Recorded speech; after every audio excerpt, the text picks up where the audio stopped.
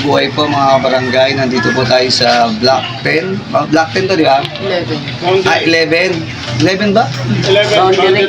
Boundary po to na ito po, 28, 35.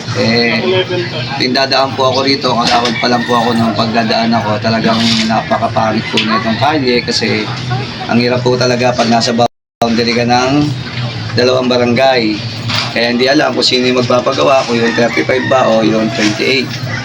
Pero sa atin po, wala pong 28, walang 35. Importante po, nakakatulong tayo sa mamamayan ng Caloocan, di ba? Kaya sa awa ng Diyos, ayan, pinalad tayo na makupo. Kaya ito, yung pinangako natin, kahit na boundary siya, pinagawa na natin para makadaan po na maayos yung ating mga senior citizen, yung mga bata, yung mga buntis, at lalong-lalo na yung mga mamamayan ng 28 at ng 35.